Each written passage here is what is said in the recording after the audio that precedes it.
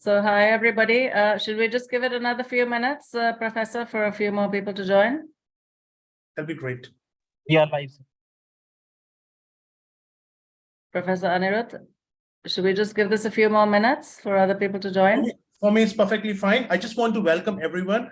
I think Professor Craig is from California, so it's 4 in the morning. It's truly an honor, to see you at this time.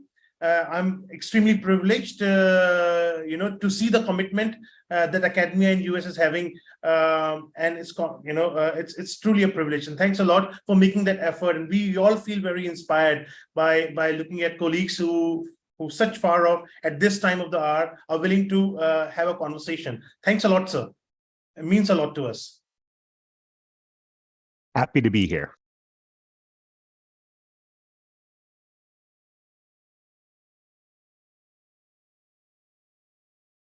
So I'm just saying, Professor Anirudh, should we just wait for a few minutes, Professor Anirban? Sure, you can wait for what time do we have now? It's exactly 4:30. You can wait for a couple of more minutes and let's start at 4:32. Okay, the number of attendees that we have. Sure. So I think maybe let's just wait for a little bit. Yeah.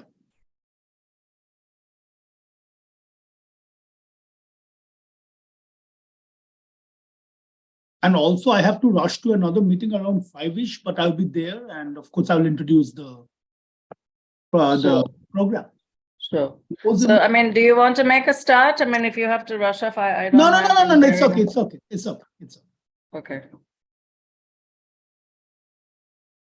So let's just wait a few minutes, let a few more people join, and then we'll start. Absolutely.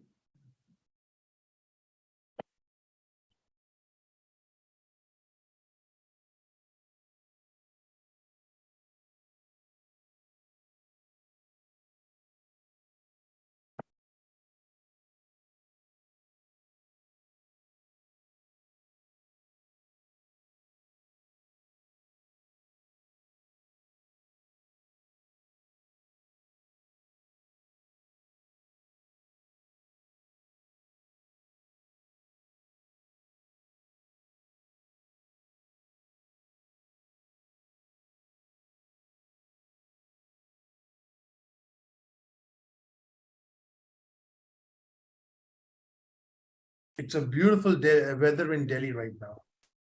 Just stunning. You really get to see this kind of weather in May.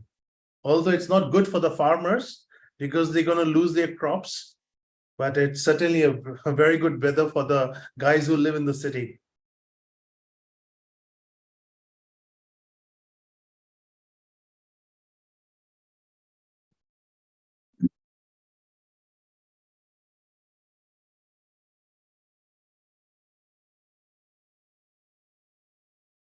It's 4:32. Shall we start, Anirudh and Yes. Dr. Kumar?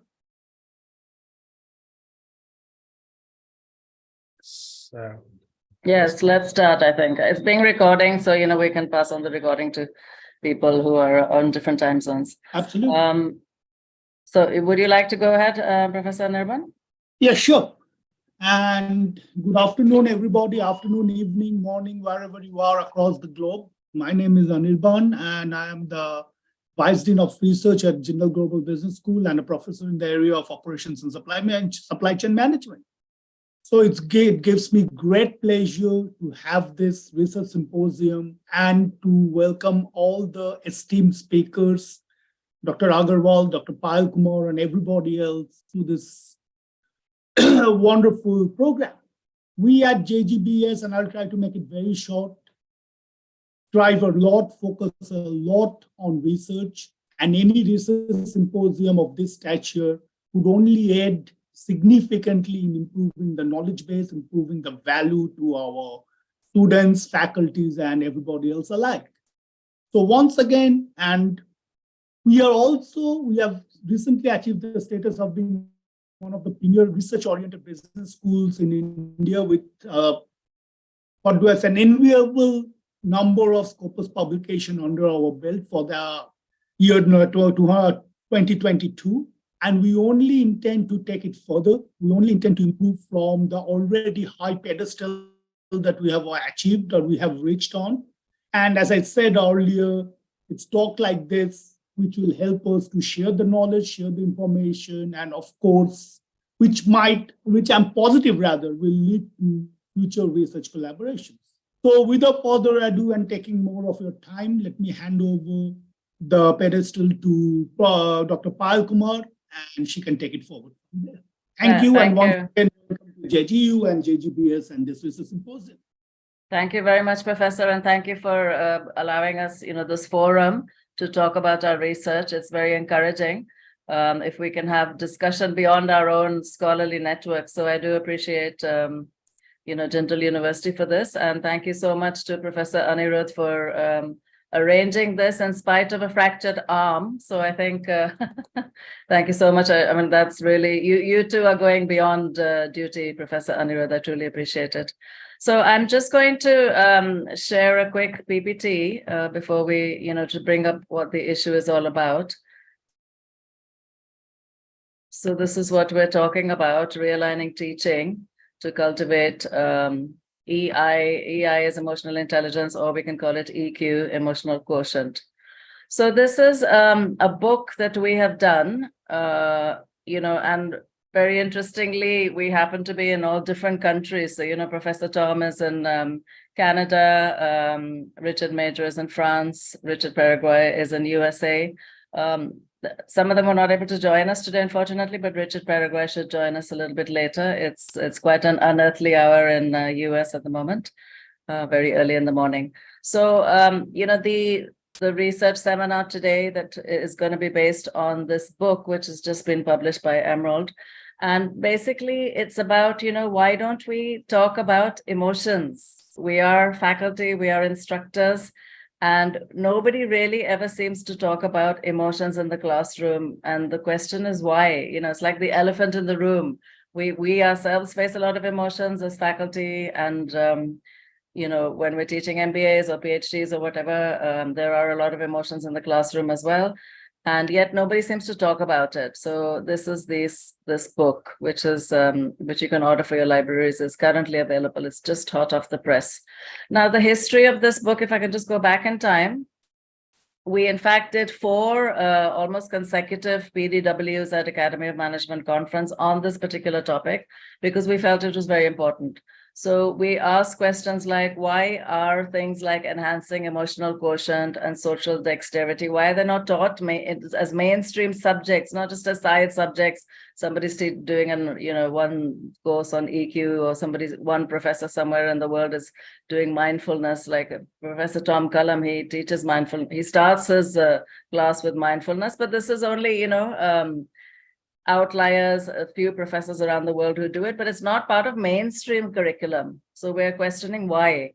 Secondly, should not practices like mindfulness and meditation be brought into the classroom, since it has been shown that so much research has shown that it reduces stress and helps you stay aware of yourself and your surroundings and brings in so much interesting things. So much research has shown all this positivity. And so then why are we not bringing this again into the classroom?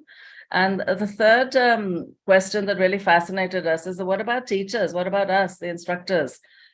Should it not be part of any teacher training program, or if a senior faculty is mentoring a junior faculty, should they not be made aware of emotional contagion? So if I come into a classroom and I'm in a particularly bad mood, that can definitely start having an impact in the class, and vice versa if I'm in a good mood. So positive psychology research has shown quite clearly in a lot of empirical studies that if a school teacher stands in front of the class with small kids and she praises them a little bit beyond what they deserve, then marks of the class start going up. And if she's a little bit more negative than what they deserve, then collectively the marks start going down. So there seems to be some emotional contagion also. Should we not be made aware about this rather than learn through our experiences? So this PDW led to a lot of discussions. And, so we would, my co-authors, my co-editors, whose names I mentioned, we would, in fact, when people would walk into the room, a lot of you may have had the experience of Academy of Management, about 10,000 professors coming, 5 different hotels over 5 days, and meetings going on like from 8 in the morning till late at night. And quite formal, but we actually welcome people into our PDW room by shaking their hands at the door and, welcoming them with a smile. And we got such amazing feedback. People were like, wow, this is like something different, So we were very cognizant about emotions. And then when we put everybody into chat rooms, there were some amazing discussions of professors. So we realized we've touched a raw nerve, there are a lot of emotions we're talking about, but people don't seem to, as I said, the elephant in the room, people don't really seem to be talking about it. So what is this book about? It's about, number one, we as role models, we should be kind of high in self-awareness and in emotional handling, because we are role models for the future generation, for the MBAs are going to be the leaders out there. So hopefully, we can enhance their emotional intelligence and our own. So that's what this book is about, as I said, after the result of 4 PDWs at the Academy. And this year, we're in fact going to do a symposium on the same issue, which I shall talk about a bit later. So we've been very lucky to have, 2 of the leading professors in the world who have actually given us some fantastic endorsements. Anybody dealing with emotions, I'm sure you know Professor Neil Akanshe of University of Queensland, Australia. I'll just read this quote, if you don't mind. In nearly 30 years since the advent of the affective revolution, scholars and practitioners alike have gradually come to understand that the world we live in cannot be understood solely in terms of mechanical or cognitive principles. The chapters in this volume demonstrate this realization and deal with a wide variety of human experience, both in the classroom and at work. In particular, the chapters reveal how, through becoming mindful of our emotions, we can improve our self-awareness and personal effectiveness, and in doing so, become role models for our students who will be leaders of tomorrow. So like I said, we're highly privileged to get this book endorsement from Professor Neil. And the other very leading scholar, as you would know, is Professor Richard Boyantis of Case Western Reserve University. Again, I'll read this. His endorsement: retention of learning from collegiate and graduate courses is abysmal. The half-life of knowledge seems to be 6.5 weeks, and needed competency development is sparse despite billions spent on higher education. This collection of essays, models, and studies about managing emotions of both students and teachers should sensitize the curious reader and provoke some new approaches. Without engaging the whole student with their emotions as well as ideas and values, we have little hope of motivating retained learning.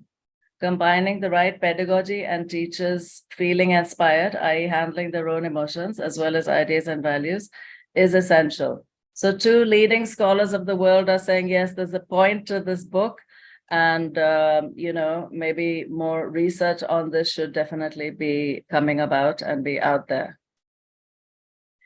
So, the question is, why this seminar, why the book, why the PDWs, why on earth are we talking about emotions in the classroom? So as I said, it is part of our everyday experience, but we don't really talk about it. So you could feel anger, somebody's fiddling with their mobile phone and not paying attention to you, and you spend, an hour or so trying to get this class together. You put in a lot of effort and the audience doesn't really seem to be paying attention, or whatever it may be. There are certain times where we feel a little bit frustrated, a little bit angry. And there are also aha moments. I'm sure faculty out there would have experienced, like I have, certain, like you can keep teaching, and then suddenly there is an emotional, I wouldn't say outburst, but realization or an aha moment of a student that I find very powerful as a faculty. And in fact, I find it much more important than student feedback. So I'll explain what I mean. So for example, a student of mine, I was teaching employer branding, and she went out into the workforce and she contacted me after some time and she said, ma'am, now I get your class so well. And I said, what do you mean? She says that when I go into my office, there are pillars behind each desk, and on the pillar is the face of the employee. So behind my desk is my full poster and face over there. And I feel such a belonging, and I feel, so I really understand now what employee branding means and employer branding. And I'm like, wow, fantastic.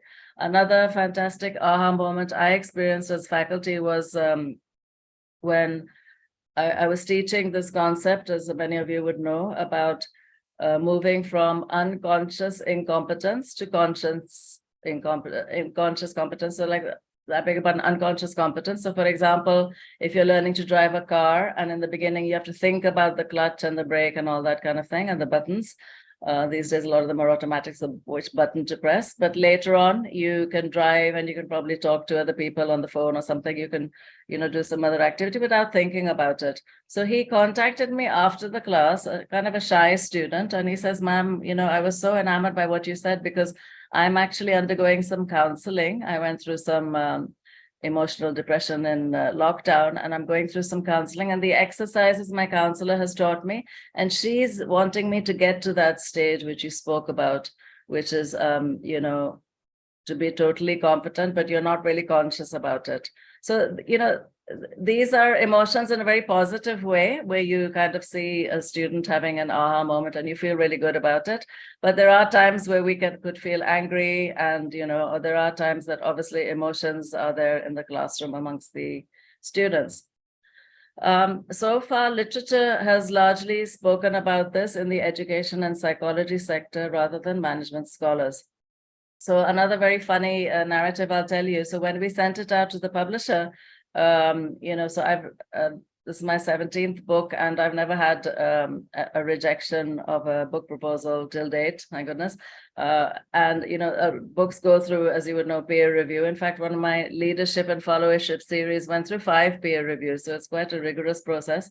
And when I sent it to the publisher, they were like the idea, don't understand which bucket to put it into, because they obviously have their marketing buckets, or so do we put it in psychology or do we put it in the management? And I told them it's in between the two. It's like it's somewhere in between. Like, say, for example, employer branding is marketing and HR. It's in between somewhere, right? So I said, I believe it's an important book and you should take a risk. And I'm very happy that Emerald took that risk and went for this book. Because when we did actually invite chapters, my goodness, we were flooded. We were flooded with chapters. So they also went through peer review, and we had to reject quite a few. And we were surprised ourselves that in the deadline that we gave for abstract submission and all that, we were, usually when I deal with books, you get the abstract submission near the date, the deadline, but in this particular book, we got them way before. So there seems to be obviously a lot of interest and research going on around the world on this. And ultimately, we took 15 chapters. So why bother about emotions? As I said, is elephant in the room. Second part is leaders of today. So the leaders of today, we obviously realize that they need to tap both the left and the right brain. Rather than our education, I feel the business schools, which tend to emphasize hyper-individualism, self-awareness is so crucial. So this year's Academy of Management theme is about putting the worker in the front, isn't it? So it's no longer a question of me, the leader, doing my own thing. It's about, you need to work with your teams. You need to understand why there's a grand resignation going on. You need that empathy. So you need that, both sides of the brain need to be there. And high IQ and low emotional quotient type of leader does lead to a lot of follower discontentment. Carrot and stick leadership doesn't really work these days at all. And the third part is we ourselves are role models, right? Whether we like it or not, we're standing in the class or we're online, and we are role models, negative or positive, whatever we may be. And this is a very ancient practice. So for centuries, whether it's Roman teachers or Greek teachers or Indian teachers in the Guru Shishya tradition, where the students would go to an ashram and be with the teacher, they are regarded to be as role models, isn't it? And our effect on students can be far-reaching. And, I still remember certain teachers of mine at school level who had a huge impact on me. And I often wonder why, why is it they had such an impact on me? So we can have an impact for years, maybe not even realize it. And then, as Richard Boyantes pointed out, positive emotions of the teacher can contribute to learning. If there's so much negativity in the room, then it's going to affect learning. And as I've mentioned, there's this emotional contagion. If we are positive or negative in the classroom, it can have an effect on the classroom itself. So here are the book chapters. There are 15 of them divided into two themes. So one is working with student emotions and one is working with teacher emotions. So you can read it, things like emotional discomfort as a catalyst for breaking through students' self-perceived capabilities. We have this one Professor Chitra is going to talk about today, emotional intelligence, boredom, proneness, and student cyberloping behavior. Should mindfulness be mandatory in business education? Mental illness as an outcome of racial school bullying. This is a chapter I wrote where, school bullying led to a lot of psychological disorder in fact, my younger sister, and how teachers and faculty need to be aware about this because they were not in this particular case. Using systems thinking and using audience response system to facilitate student awareness. And teacher emotions, we have things like, dealing with teacher stress, reframing the self in the classroom in terms of reflexivity. Maybe the problem is not our students, but us developing faculty, interpersonal capacity. Professor Craig is going to talk about this today. And catching the waves of dynamic emotions in experiential learning. We have a neuropsychological theory of faculty development, chapter 12. Chapter 13, we have teaching adult learners by drawing on heightened instructor awareness and collaborative autoethnography. Professor Richard will join us shortly and talk about this. And emotions in the virtual classroom. And number 15 is arts-based pedagogy in management education, personal reflections. So you can see very, very rich chapters, and from all over the world, all over the globe, we've been honored and privileged to have authors write in. So before I go on to the speakers, I would,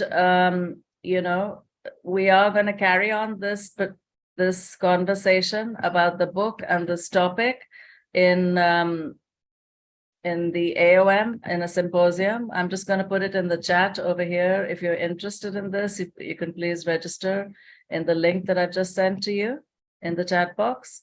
And our book is, of course, available on Emerald. So again, I'm just going to put this link in the chat box. And hopefully, you can have a look at that as well. So I would like to now invite Dr. Deborah. Thank you so much, Dr. Deborah, for being with us. And what time is it there, Professor? It is a little after, it's close to 4:30 here. Oh my goodness.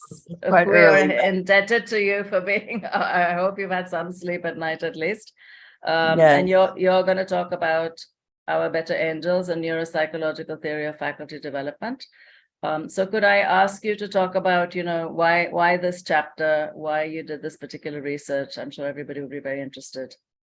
Of course, and I want to thank you for that inspirational and rich introduction. It was beautiful, and it's a pleasure and honor to be part of this group and to be a member of the book and to have submitted a chapter. And it's just a pleasure to be here. So this research actually started when I was very interested and curious about what it means to be a teacher and how teachers experience the phenomenon of teaching.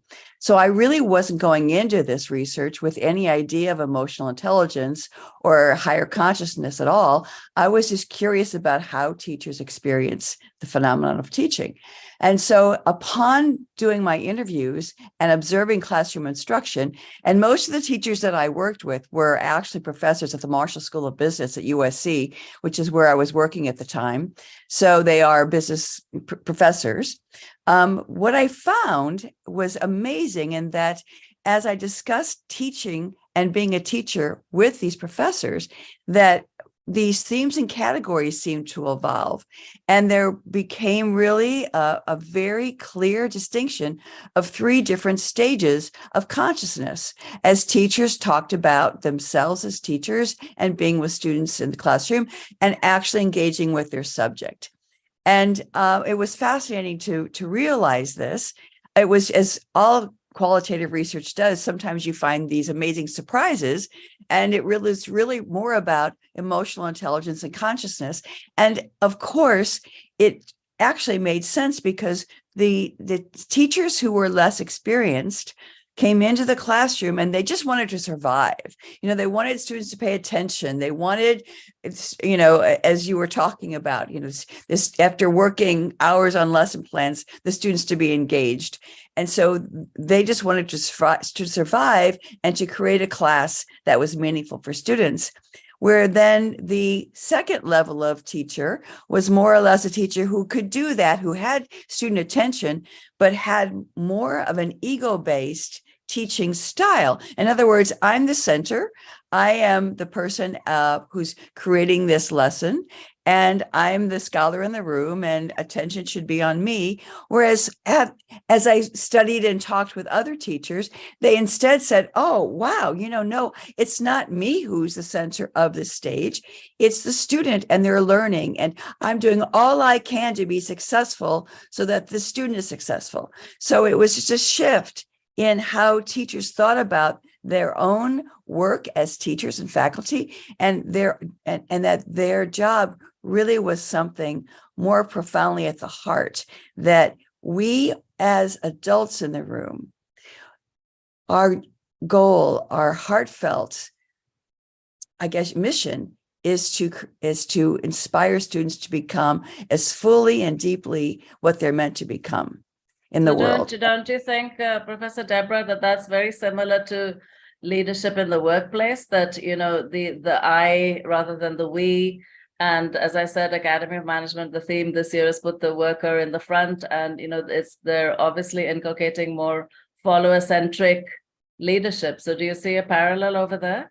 Of course, I agree 100% in that the faculty and the business leaders who have more of an understanding that we are a part of a greater good, right? That we as professors or business leaders, our job is really to understand how it is we make this world a better place through our work and through our own ways that we love our work. I think we can inspire others because we ourselves live with this emotional intelligence and understanding of consciousness, and how we walk into a room and how we can shape the conversation based on our ability to accept emotions and realize how important they are in our world today.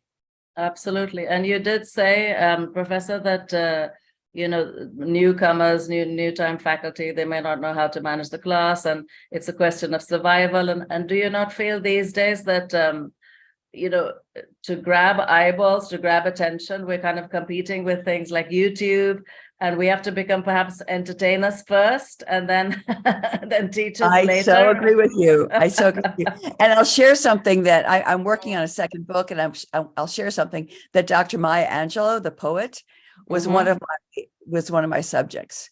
So when you talk about how it is that when you talk with someone like Maya Angelou, who is deeply conscious about the world today and how it is that we inspire and that who we are as professors and business leaders, and how it is that we encourage that evolution of thinking, that emotional and almost spiritual intelligence, I could say, that there's something in us that's greater than our simple self, and that we have this understanding that we are here to serve one another, and that love, really, rather than competition, is really going to bring us further along in our work and in our world. And I'm inspired by you, Doctor. That's so sweet. And all your books, the way that you have given to the world these ideas and put them into practice. That's so sweet. But I mean, with my co-editors, we were 4 of us. But just one thing, I resonate with whatever you're saying, and I'm sure the other professors here do too, but not all professors may agree with us. It's not my job. Why should I inspire? I mean, I'm just playing devil's advocate over here. And, there should be hyper individualism, because if they don't stab each other in the back, how are they going to get ahead in life, and blah, blah, blah. So what would you say to that? What would you say to professors who don't agree with us? I agree with you that not every professor is going to see it this way. And for those of you in this room, I would say they're in stage 2. All right. I have quotes from professors that evidence that no, you must compete, and competition isn't a bad thing. I mean, in the Olympics, we compete. But I guess what I would say is that there is the intelligence, the cognitive intelligence. So we all, we're not saying we don't value cognitive intelligence. We're just saying that along with emotional intelligence, we have a wholer human being. Yes. And a person who's better able to teach and lead when we do accept that empathy, or if we think about someone like, the I-thou relationship, when we come into a room, do we want to manipulate the other, or do we want to connect, and do we want to be whole and real with another? I think it really takes us to another level of understanding. I think you're absolutely right. I mean, and that's what I'm saying, that as educators, we need to realize that left and right brain development is so important, whereas I feel very strongly that business schools and management departments do seem to be emphasizing just one part, the logical, so there's so much suddenly, finance and data analytics, and everybody's teaching it all of a sudden, right? Why are we not teaching mindfulness? So it's interesting. Any question you may have, or anything you want the audience to think about before I go on to the next speaker, Professor? Just to say, it's not an either or, but an and both situation. And just thank you all. It's a pleasure to meet you and be with you in this room together. I totally agree. So I do hope you can hang on, because there would be some questions, towards the end. Maybe you can have a cup of coffee or something. But I do appreciate you being there. Thank you so much. My pleasure. Thank you so much. Professor Pal, I have a Go. I really like this. I'm teaching. So today I taught students the difference between analytical thinking and critical thinking.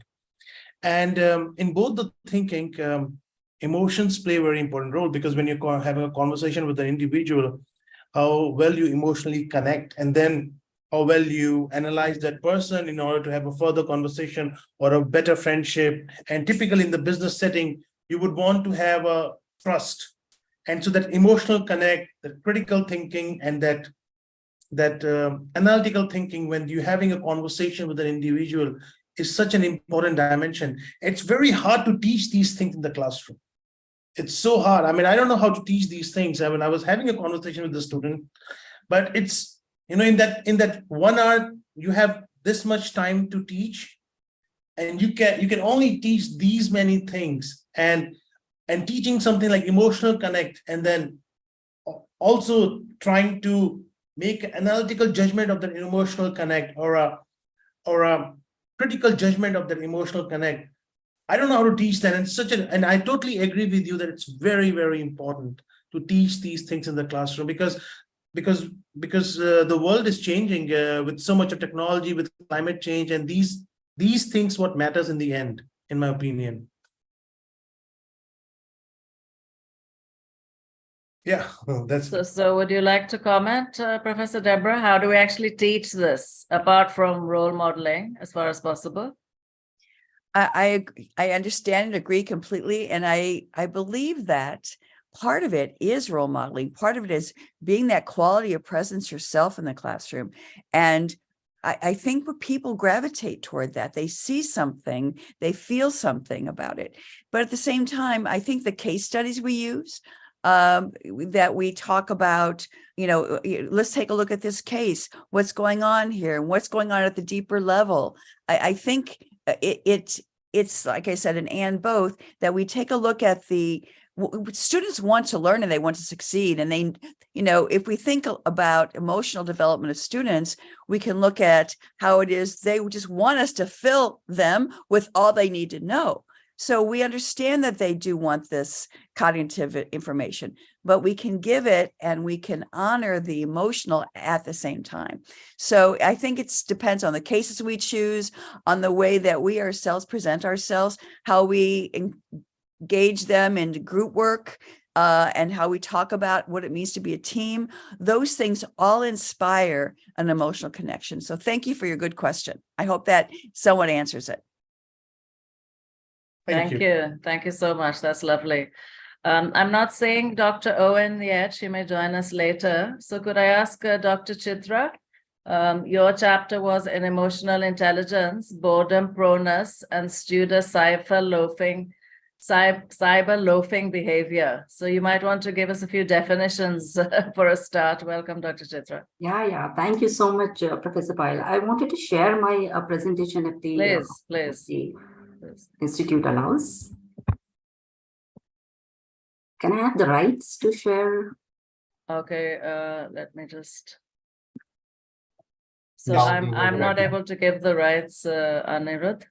Yes, she has the rights now. Now. Okay. Is it Go ahead. visible? Yeah, we can see it. Go ahead. Thank you. All right. Thank you so much, Professor Pyle. Thank you so much, Professor Anibam, Professor Anirudh, and Group P. Jindal, Group University for giving this opportunity to talk about our research piece. So our research piece particularly links the emotional intelligence of students with their cyber loafing behavior. I'll briefly touch upon the definitions of what do we mean by these terms like cyber loafing behavior in case of students. So if we talk about the contemporary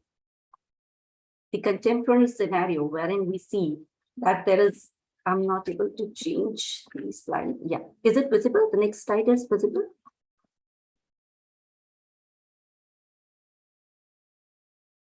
Yeah, it's visible. You might want to put it on full screen mode. Yes, I can. Okay. Yeah, all right. So if we see the today's scenario wherein the internet has now become an integral part of our daily work lives, and this widespread use of internet in organizations has not only opened avenues for individual and organizational growth, but also at the same time, the opportunities for its possible abuse. And scholars have coined such non-personal use of internet during working hours as cyber loafing. So if we see the contemporary scenario, there is widespread use of digital devices in educational settings that has increased students' cyber loafing opportunities. And research has pointed out that there exists a higher degree of cyber loafing tendency in students as compared to employees. And there are more cases of students indulging in the cyber loafing activities in comparison to employees. There are reports wherein students indulge in, you can say, emailing, web surfing, and using social media during class time. And we have all observed that. I hope, this is a common challenge that we as faculties see in our day-to-day academic life. And exposure to these web-based activities increases the frequency of distraction of students due to students' tendency to immediately check these notifications to respond to these push alerts that are there on their cell phones. However, we see that there is a substantial body of research that has pointed out that when students they engage in such activities, it has resulted in undesirable student outcomes such as reduced attention span, missed lecture notes, poor class engagement, lower participation, and consequently lower academic performance. So we see that there is this direct linkage between the students' cyber loafing behavior and their academic performance. And this was the motivation behind taking up this research piece. So we wanted to see the role of emotions in influencing the students' cyber loafing behavior. And the aim of this particular research piece was to investigate the role of trait EI in influencing students' cyber loafing behavior. So our study particularly see the EI from the trait perspective. So we argued in our paper that students who score high in emotional stability trait are less likely to get affected by distracting cognitions. So such individuals, we say they have the ability to exercise self-control over impulsiveness to fulfill immediate gratifications. Also, boredom results in psychological withdrawal. And research has proven that EI has an influence on one's behavior in terms of looking towards possible other options to handle the difficult situation. So overall, we contended that students who possess high emotional intelligence would be less prone to boredom and consequently to cyber-loafing behavior during the class time. So this was a conceptual model that we tested. So we took trait EI as the predictor and cyber-loafing as the outcome variable. And we collected data from the postgraduate university students. We controlled for the demographic variables. And we found that students who are more prone who are more aware of their emotions are better equipped to handle internal and external distractions, and they work towards the desired goal. And therefore, we see that they are less likely to experience boredom during the class. And also results revealed that there is a significant direct and indirect relationship between students' emotional intelligence and their cyber-loafing behavior. So these results underline that better awareness of one's emotions and also the emotional environment around them helps reduce the boredom and also consequently the cyber-loafing behavior of students in classrooms. So we see that there is this clear linkage between the emotional intelligence of students and the technology-mediated counterproductive behavior. We call it as cyber-loafing. So this research piece clearly delineates the importance of managing emotions, particularly from the students' end. I do agree with what Professor Payal and Professor Deborah have mentioned, that it is also not important for the students to manage their emotions, but also from the faculty's side also. So being a very young faculty and in the early careers, early age faculty, I would say in my case, we realize this through experience, that when the first time you took some class and maybe later on you get data, you sense data from the class, that how your emotions as a faculty is impacting the emotions of the class as a whole. And yes, of course, there is this group effect, contagion effect. The days are different when you go with a very positive mood, you exude positive energy. And it gets disseminated in your interaction with the students, and you see their response, the quality response, and even the number of responses are high.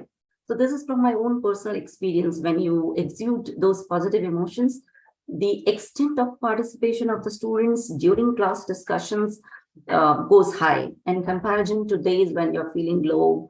So I think, yes, although my research piece is on students' emotions, but I do agree and strongly believe that there is also a need to manage emotions at the faculty side also. Yeah, so that's all. So thank you. Very nice presentation. Thank you, Professor Chitra. So, cyber loafing, not paying attention in the class, distracted. Do you get angry when you see students doing this, or, annoyed? You're putting an effort to teach them and the earlier days, yes, not angry as such, because Okay. I am a regular practicer of meditation. So I right. could manage my emotions there, Good. still being an early stage faculty. Good. But yes, there was a tendency. So when the anger usually comes, but then at that time I'm aware of the consequences also. And being a constant Right. researcher about studying emotions and mindfulness, the benefits of mindfulness, I try to emulate these findings in myself. So being a role model, like Professor Deborah had talked about, is very important. So Lovely. I do also take sessions on mindfulness to my students. But then Good. also at the same time, it is very important when you are delivering a concept, you should emulate that concept. You should have experienced that concept. Should walk the talk. I think it's very much like parenting, I mean, if somebody says to their child, don't smoke, but they themselves are smoking, people do see through it, isn't it? You have to walk the talk. So my other question is, from this research, it seems to imply that, and we know that emotional quotient can go up to quite some extent with the proper, training and interventions. So it seems to imply that, we do need to raise the emotional quotient of our students for better learning, isn't it? Yes, that is very important, and research has substantiated that also. that Mm. there is a linkage because cyber loafing relates with reduced attention in class, Mhm. and it has a significant bearing on the academic performance and also the learning of the students during class. So it has a seminal role to play in their academic life. Okay. Any incident you recall where maybe a student got emotional or something like that in the classroom? Yes, so there was the session that I used to take on universal human values, Mhm. which is mandatory from the AICTE. And then we Mhm. were talking about these interconnectedness concepts, which are very ethereal, like interconnectedness, empathy.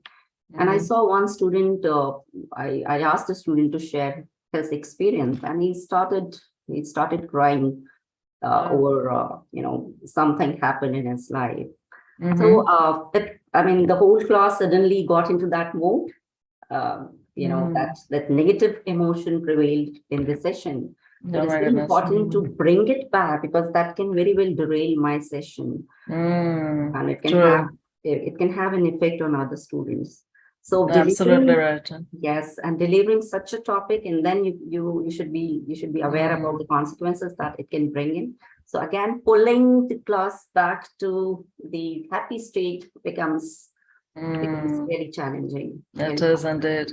So I'd like to share an experience that I had, which led to unexpected emotions. I didn't expect this as a class outcome.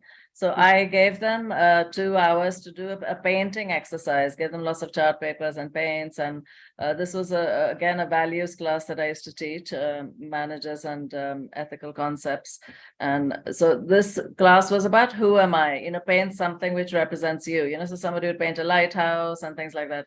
And at the end of it, when we were debriefing and going around the class and asking, I mean, I can't draw a cat, by the way, I'm not a painter at all, but I just thought it'd be an interesting exercise, right?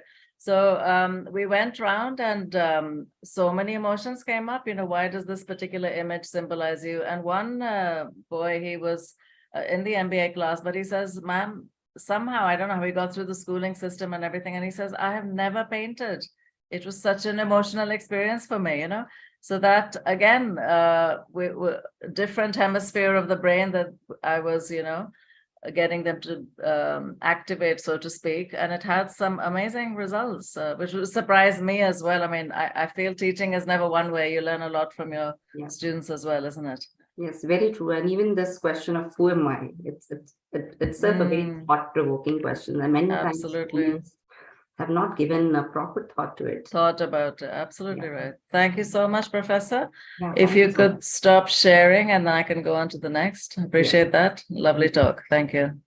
And thanks for the chapter, of course. So if I could go on now to Professor Craig, who's been waiting for some time. Hi, Professor. I'm happy to be here and happy to listen to the conversation. So thank you. So Professor is from California State University and in the US, and your chapter is on, I love the title, by the way, of the chapter. Maybe the problem is not us students, but us developing faculty personal interpersonal capacity.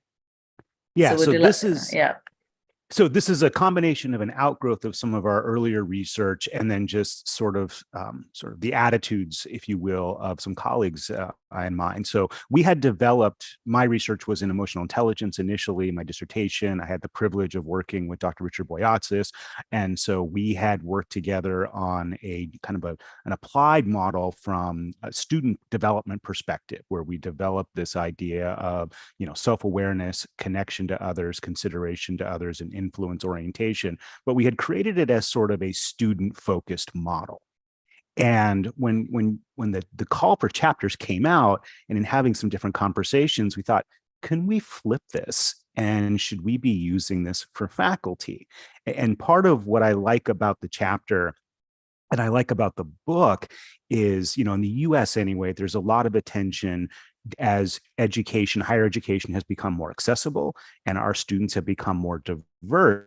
This idea of we need college ready students. We've got to build resilience. They have to improve and they have to be better. And I start to take sort of exception to that.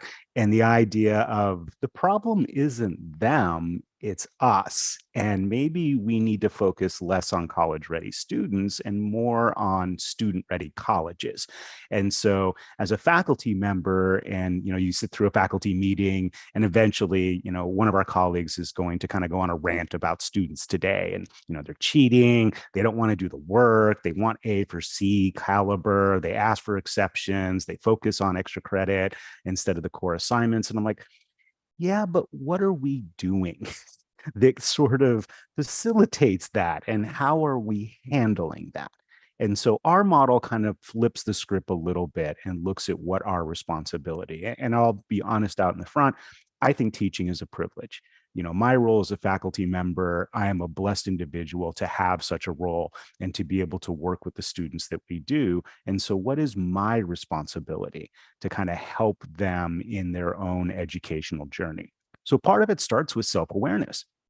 And the reality is, for most of us as faculty, we're not really well equipped to teach or to handle classroom issues because that's not our expertise.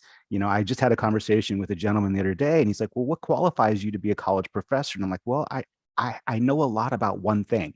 And that sort of qualifies me to be an educator, but then I teach all these other things, management and leadership and ethics and human resources, some of which I have experience in, some of which I don't. And I don't have a lot of experience, or we don't necessarily have a lot of training in classroom and classroom management. My brother is a high school teacher. He has a lot of experience in classroom management. They focus on it. He's constantly kind of reiterating and learning how to do that, but that's not how college faculty operate.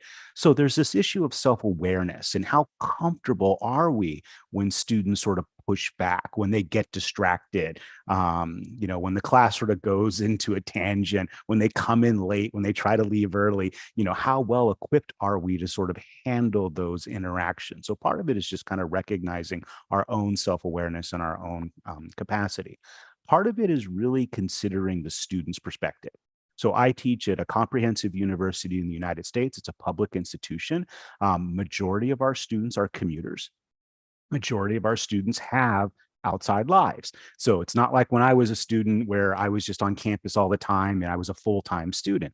These individuals have families, they have work lives. And so that doesn't excuse not having rigor, but it does a realization that that whole person is coming to the classroom.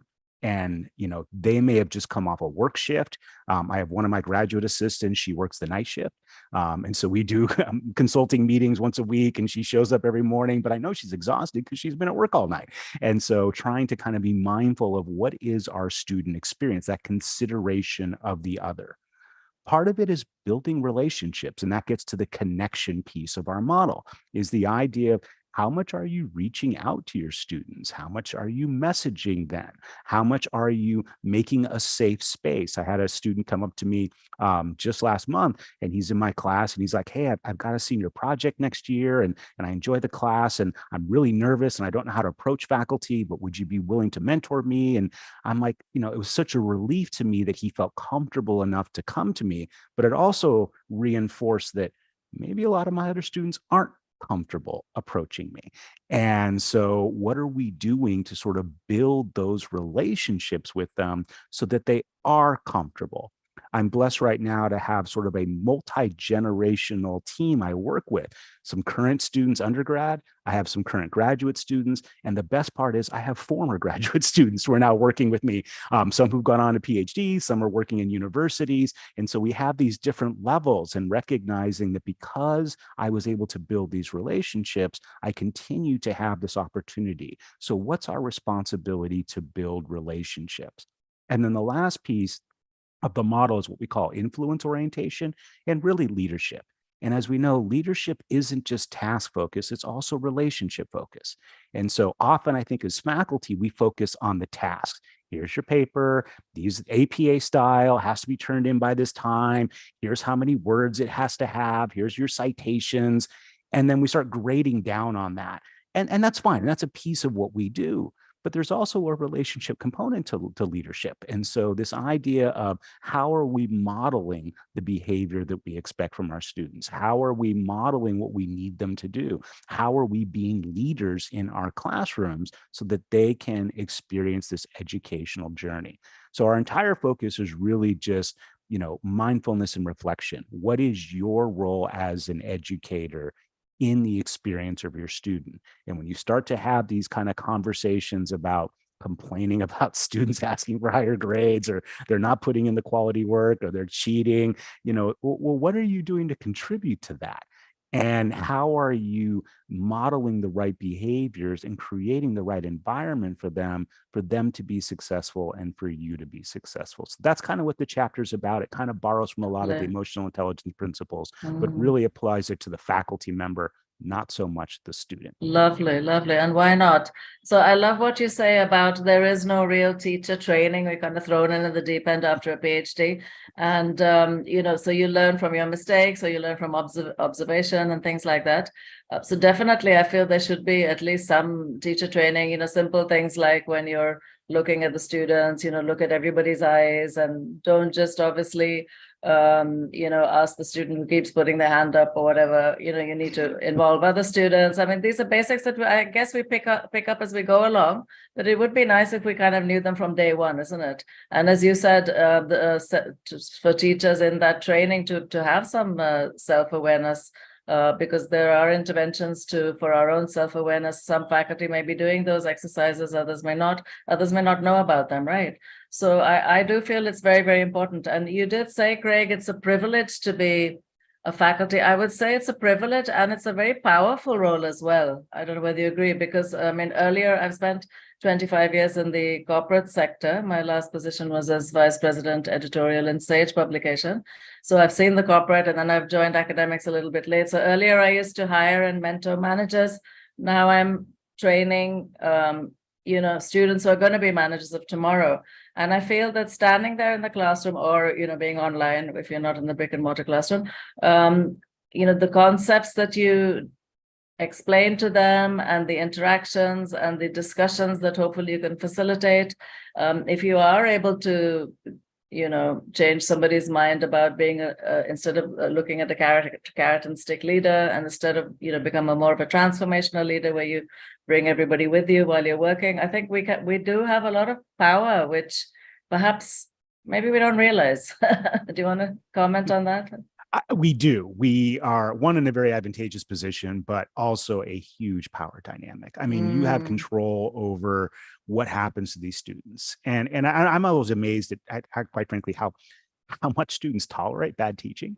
They sit in their class and they take their notes, or maybe Professor's intro that they're doing their cyber loafing on the side. But I'm amazed how many of them tolerate bad teaching and just sort of accept it as a norm. And I'm like, no, that shouldn't be the norm. And that's kind of, yeah, and how we can impact lives. And that's the big thing is, again, you develop these relationships and you mentor these students well beyond the classroom. And it's such an amazing opportunity to make a difference in the lives. Absolutely. Yeah, it is. Professor Anirudh, any question you have for Professor Craig over there? I have one question. It's very important. So, I have few PhD fellows under me. One of them is running a very good social enterprise, and she spends most of her time in the company, and so she's not focusing on PhD.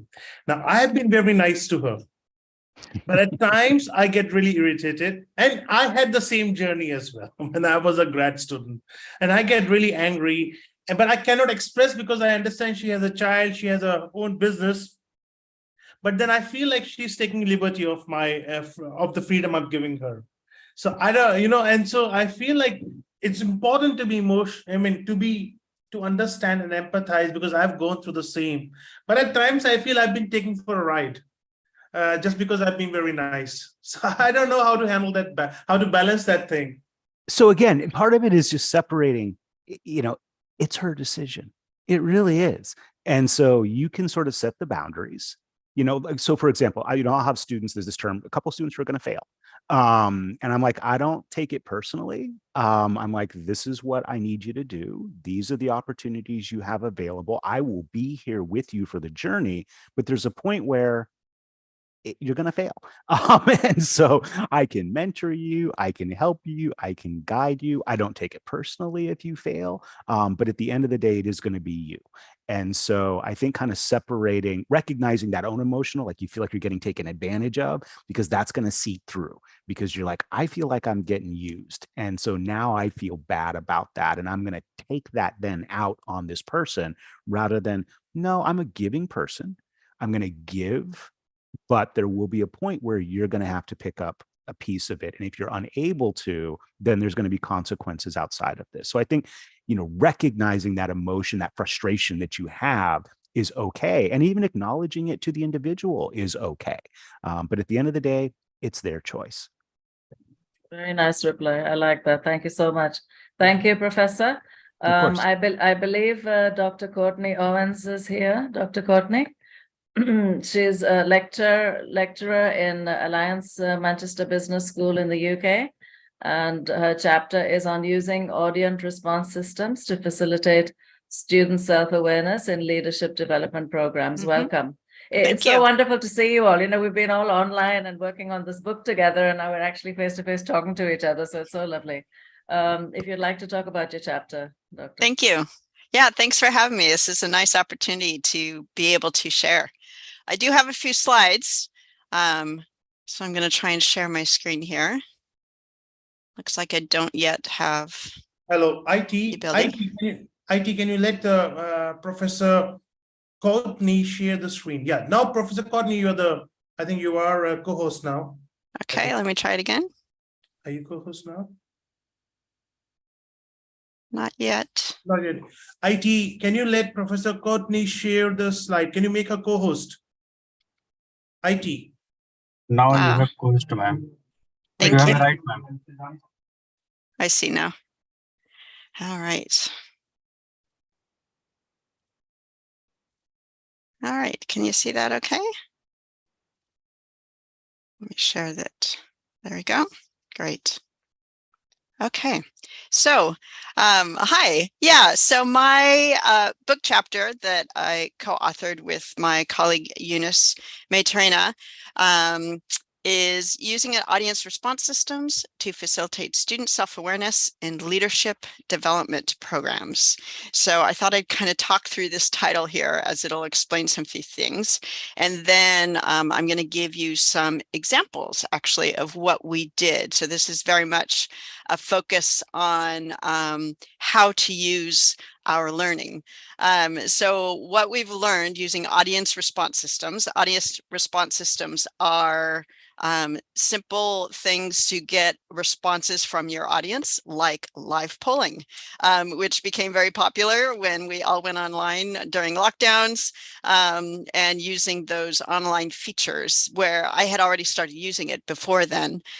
So then experienced some new learnings through moving to an online scenario, and then now back into the classroom again, and I still use it in the classroom. So audience response systems, or simply in my version, just live polling. In the way I use live polling is through an app called Turning Point. That's an add-on to PowerPoint, and it quite seamlessly fits into PowerPoint. So you just need to learn a few little tricks on how to navigate Turning Point, and then you can use it in your slides quite easily. Students log in to a website, and then what you have showing on your PowerPoint, they then see on their phone or their tablet or whatever they've logged in on, and they can respond to your questions live as you are presenting them. For me, as I'm presenting in the classroom. We use this to facilitate student self-awareness. So as Craig was saying, self-awareness about the faculty, this is very specifically self-awareness for the students. So this is for leadership development programs that we do through the executive education division of our business school. And our leadership development programs are usually customized programs or sometimes even open programs, but they're usually senior leaders. So they're people anywhere in their 40s, 50s, 60s that are coming back to school to brush up on their leadership skills. And we will put them through or develop custom leadership development programs. Sometimes we'll work with organizations to develop specifically for their needs for a certain group of people or a broad range of people. So they're custom programs where we work with companies to develop their leaders specifically. So they're usually an older, not a typical undergraduate student, but someone who's older who usually has management experience. Usually they have at least a first degree, an undergraduate degree, sometimes even more education by the time they come to us. So in my teaching day with them, in our leadership development program, my day with them, I deal with personality traits and specifically dark traits of personality, which causes these emotions of, is that really me? That can't meet me. Lots of barriers go up to their learning, that they don't want to embrace the idea that they might have dark traits. They might have a dark side. That's really bad for leadership, right? And so lots of emotional barriers go up to embracing the learning that we're trying to do in the classroom. So what we want to do is help them raise their awareness of what's happening with those emotions and then lower those barriers so that the learning can continue to happen. So what I think I'll do is I will kind of show you how I do this in the classroom. So when I talk about dark traits, we use a personality test called the Hogan, and there's a suite of 3 tests that we use: the Hogan Personality Inventory, the Hogan Development Survey, and the MVPI, the Motives, Values, and Preferences Inventory. And it gives you a nice broad picture of your strengths and your challenges and your values. And so your challenges are the dark traits. And that's what I have showing on the screen here. The Hogan Development Survey, the HDS, are the dark traits of personality. So I go through with them, understanding the definitions of the terms. So you can see those all there. There's different categories. Moving away has 5 traits, moving against has 4 traits, moving toward has 2 traits. And then we talk about the scores. So they usually have their report in front of them of how they scored on the test. And they see all these red bars. And I'm describing to them here that the range of scores from 0 to 100, where the higher the number, the longer the red bar, the higher the risk of you exhibiting this dark trait. And people often look at their results and they'll have 4 or 5 out of 11. They'll have 4 or 5 high scoring dark traits. And so the initial reaction is, oh my goodness, what's wrong with me? Look at all of these dark traits that I have this. So then all this logical reasoning stuff starts to happen of this can't be me. There's something wrong with the test. And there's lots of discussion that comes out on, is the test valid? Is the test reliable? So I get into some psychometrics and I have to argue those points a little bit. But what I do is I want to lower those barriers. So I do give the reasoning, but there's an emotional process that's happening as well once they encounter all of this. So the steps that I use, the technology, the live polling response, is to help lower these emotional barriers. So for example, this is how I use Turning Point, the live polling software. So it comes up with this in the classroom. They see this as my slide in the classroom, and I ask them, which trait is this? This trait, so someone who exhibits high on this trait might say this. I'll get to it when I get to it, because the more you pressure me, the slower I'm going to move. So then there's a list of traits here, and they have to vote and which one they think it is. So for example, this might come out as they're voting. So this now gives me a chance to help clarify definitions. So we move into a bit of more an objective space now, and it's not so emotional. Let's just talk about the definition of this term. So we get our definitions down. I tell them what their right answer is. So this trait of leisurely is a bit of a passive aggressive kind of person. Don't pressure me. I'll do it in my own time. I'll tell you yes to your face, but I'm actually going to do it whenever I do it. That kind of attitude. That's what's happening here. So we get a handle on the definitions. Something about turning point as well. You'll see up here in the corner, it shows 26. So you can see live polling, how many people are voting, which is really helpful to. So I have 30 people in the classroom usually, so I can see if everybody's voted. It's also anonymous. So this is really helpful to realize people aren't going to get called out as individuals. It's anonymous voting. So we figure out the definitions, and then I ask them, what's your score? So in front of them, they have all these high bars, right? And they're like, oh no, now I have to say what my score is. Again, it's anonymous, so we aren't going to know who's voting. And I've got the categories here that match the categories I had on the front page of what's really high risk. And for the HDS, for Hogan's Development Survey, those traits in particular are considered high risk if you score 70 or higher. So that's how I've got my categories here: low risk, middle risk, and high risk. So people vote, they do their turning point thing, they vote for their score, and then we'll see the results. And so you see here, this is an actual example from one of my classes. Nearly 60% of the class, more than half, nearly 60% of the people sitting in the classroom score high on this dark trait of leisurely. And it's this great moment of relief, of going, oh, I'm not alone. Oh, this is like normal. And all of these emotional barriers just kind of melt away, and people become so much more open to engaging with the material and saying, okay, this is something maybe that I can engage with and I can think about, because all of a sudden now I have people around me who are just like me. And that adjusts their own self-narrative, your own self-talk on how you're learning and how you think about yourself, especially as a senior leader with other senior colleagues in the classroom, to be able to get to this emotional space of going, okay, this is normal, this is okay, and I can engage with this. So that's how we use Turning Point. That's how we use the technology to help to lower those emotional barriers that can cause barriers to learning, really. And as we do that, then we can re-engage with the material and help progress their learning. That's wonderful, Professor. You've actually given us a bird's eye view of your class. You know, we felt like we were actually there. So it's so beautiful. And obviously you put a lot of thought into this, and I do appreciate it.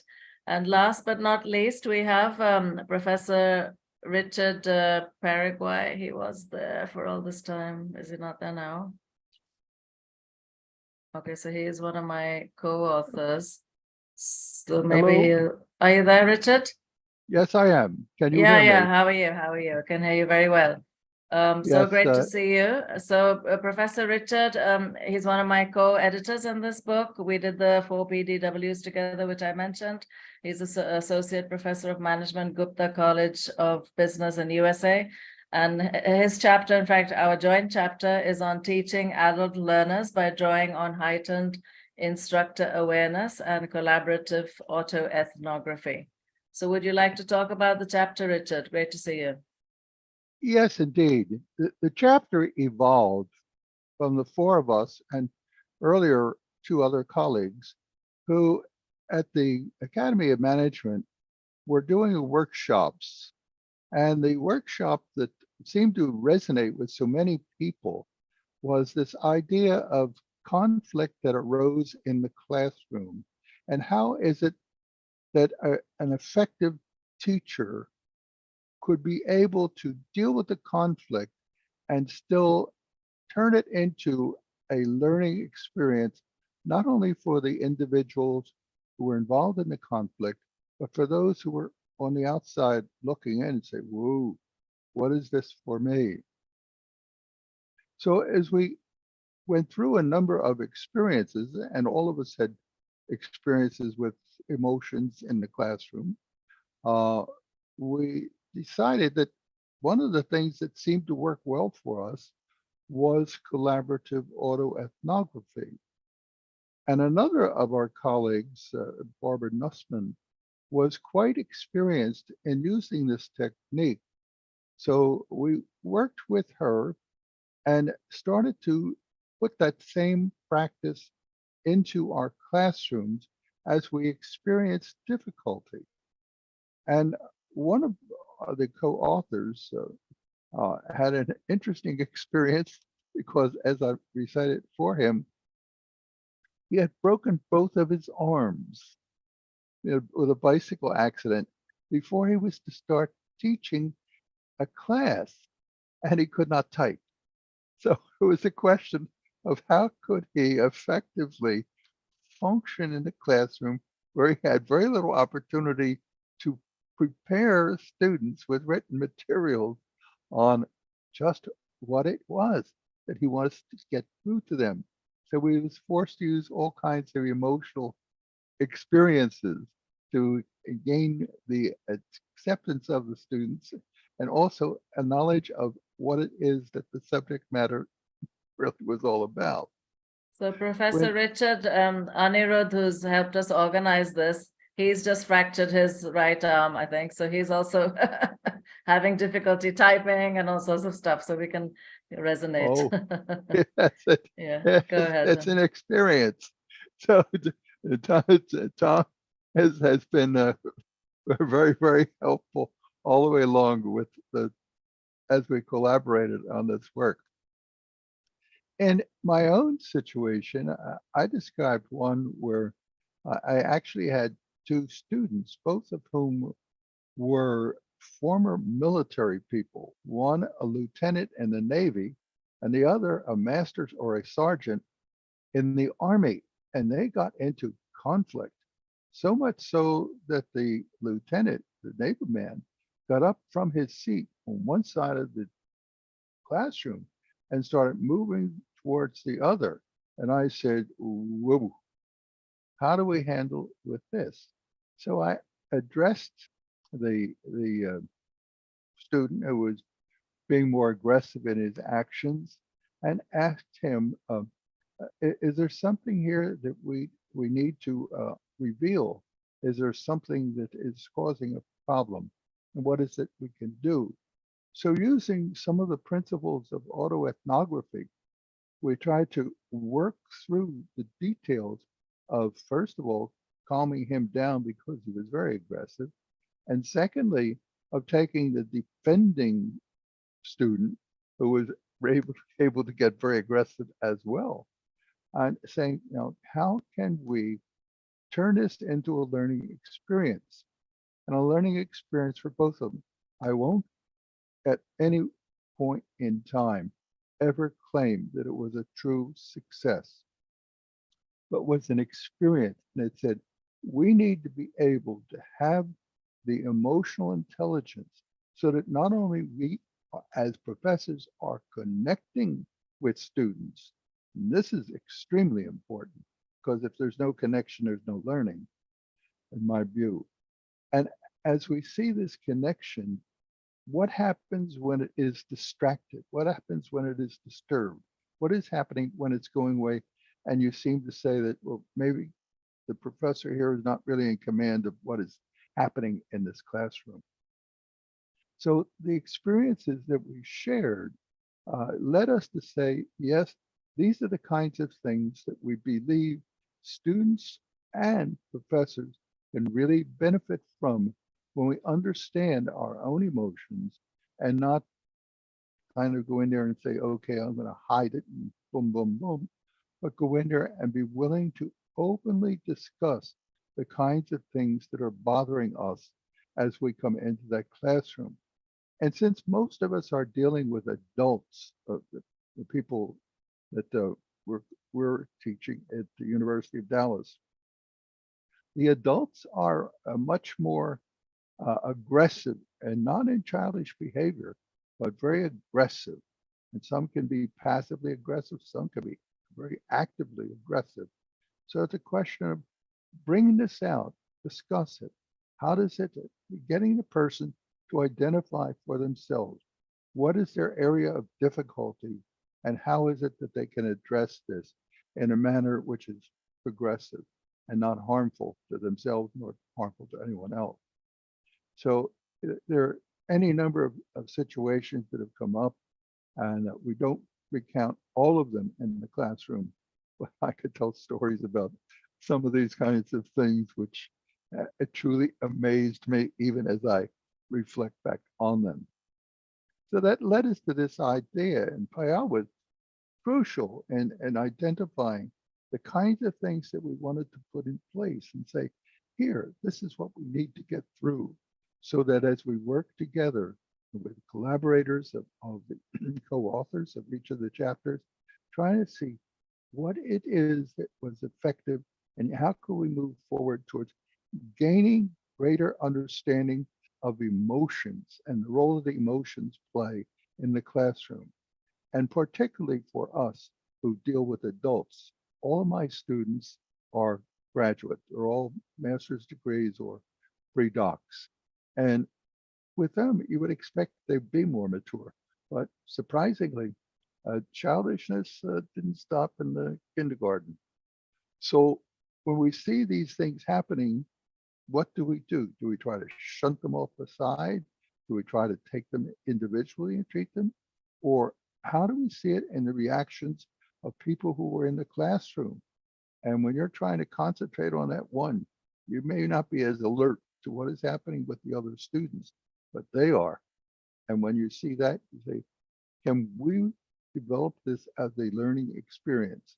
And that's what we say, you need the emotional intelligence to be able to address these issues, to look at them, see them objectively, professionally, and hopefully give people the opportunity to understand themselves, to understand their own behavior, and to look at that and say, okay, this was my behavior. What is it that I want to learn from that as a person? And how can I apply that in my life? Thank you, Richard. Such a lot of rich experience you have. I truly appreciate it. And once again, I know it's terribly early over there. I do appreciate you being awake at this unearthly hour. So thank you so much. I'm just going to do a quick roundup, and then hopefully if we have some questions at the end. So for some of you who arrived late, I'm just going to quickly speed through this. So the book was, as I said, a result of 4 PDWs that we did at the AOM, asking why are we not teaching EQ? Why are we not having mindful practices in the class? Why are teacher training programs not there, which teach us about emotional contagion? The book is to prepare ourselves as kind of, as leaders and also in the classroom, and our future leaders are going to go out there into the corporate world. We have some amazing endorsements from both Professor Neil Akanche and Professor Richard Boyontis. And the whole point is, why are we even talking about this? I think it's probably the first book of its kind, so really excited about this. Even the what do you call it? Emerald were a bit perplexed in the beginning, but I'm very grateful to them for being our publishers. They weren't sure whether to put it into psychology or management, because I guess it's a little mixture of both. So it is an elephant in the room. It's like it happens. We experience emotions every day. After all, we're human beings. We experience from our students as well. As Richard was saying, there's nearly fisticuffs going on, my goodness. And yet management scholars don't seem to really address this. Education and psychology scholars have. So we need leaders of today who are emotionally aware, and we have the privilege and possibly power of being the role models. And so we definitely need to enhance our own self-awareness. We have some 15 amazing chapters from all over the world. We've divided them into 2 themes, working with student emotions and working with teacher emotions, very, very rich chapters. And like I said, we would, if you're interested, then I'm going to put this in the chat box again. We're going to do a symposium on this at the AOM in Boston this year in August. And the book is also available, obviously. So I'm just going to put, if you're interested in the symposium, then please do register your interest. And I'll put it in the chat box right now. So do we have any questions? And I'm obviously very, very grateful to everybody who's presented today. These are just a few of the chapters, but such beautiful ones. And really appreciate it. If we have any questions, this would be a good time. Does anybody have a question for each other? So there's the details in the chat box for if you're interested in the symposium, or if you're interested in the book and/or Professor Anirudh, any closing words? I'm actually extremely honored and privileged to be in this meeting. And I'm extremely thankful to each one of the panelists for taking out time and be able to present their work and engage in conversation with us. The field of emotional cognitive thinking within classroom is certainly very important. I have seen it in my class, how important it is in order to increase student scores and student learning outcomes. As an entrepreneurship professor, I do realize that emotional connect between two founders can lead to zero to infinity philosophy among entrepreneurial teams where they can create something amazing if there is an emotional connect. Unfortunately, we don't teach emotional competencies within our classroom. It's something we have to incorporate. I don't know how, and hopefully this book that you have published with your co-editors would lead us in that direction. A lot has to be done.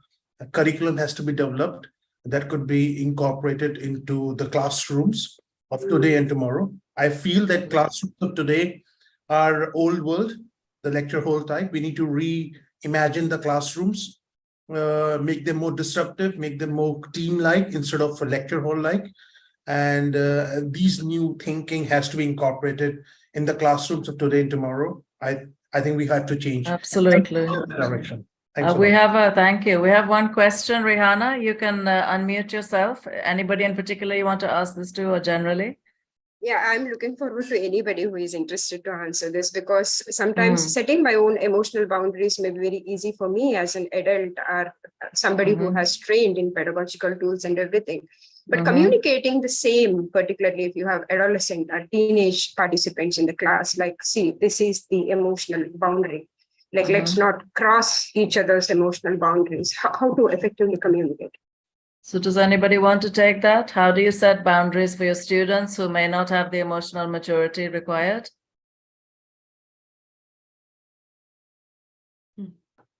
Yeah, Deborah, please go ahead. I might try this just from my own personal experience. When I begin a class at the beginning of the semester, I say, we're all human and we all have things happening in our lives. And I'm really wanting to be empathetic to your experiences and your realities, but there is a line and you all know where that line is. And we can come up to that line, but we have to discuss then, because there is a line and there are consequences if we go over that line. So I think it's just a matter of just being realistic and expressing empathy, but just saying that with undergraduate students, I think that's your question. And I agree with you that that's a very different experience than working with graduate students, but that's just one option. And I'm sure others have a comment as well.